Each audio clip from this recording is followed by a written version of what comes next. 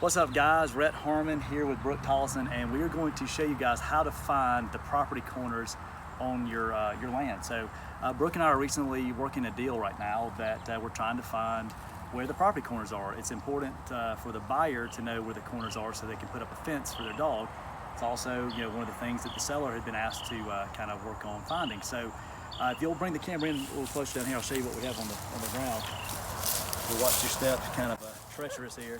You notice the seller actually found the old survey marker. This was survey was done in 2014, and here's the property corner. It's actually buried. The seller found this one, and we were trying to figure out how do we make it to the other one. So I came out here last night. We were doing the home inspection, and stretched tape kind of through the straight line. We knew there was a one kind of inline marker that was there.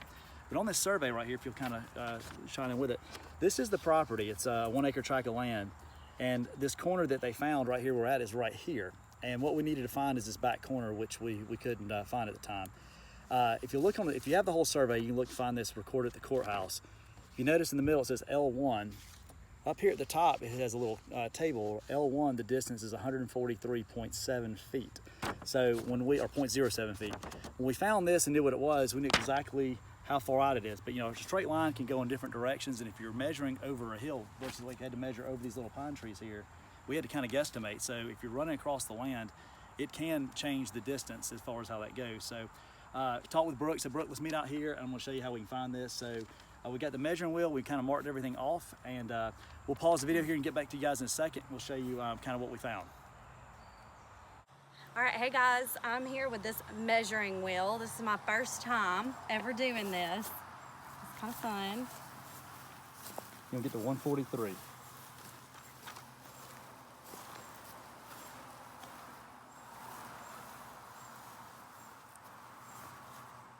Bam. All right, so 143, and then last night I measured it with just a regular tape measure, and this rock right here, which is pretty much right in line with Brooke, is what we came to. So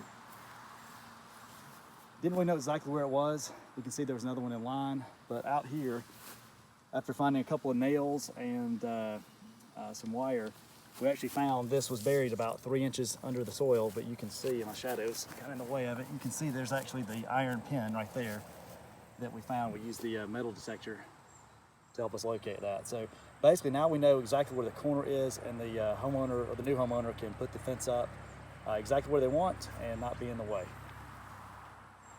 Hey Rhett, so tell me what the importance is for the seller to properly locate these property pins.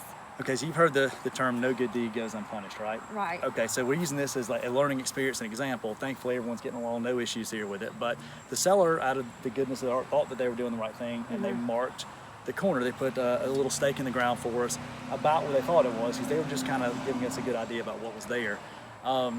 If the buyer had closed on that and realized that they just went in and put up a $10,000 fence, only to realize if the neighbor came along and said, "You're on my property," they could come back to that seller and say, "Hey, you told me to, you marked the property in the wrong spot." So what you don't want to do is mark something unless you really know where it is. You don't ever want to pull up a survey pin. You don't ever want to add a survey pin if you don't know exactly what it is. Now, having something like a piece of steel to mark it's a good thing, because those sometimes get buried over time.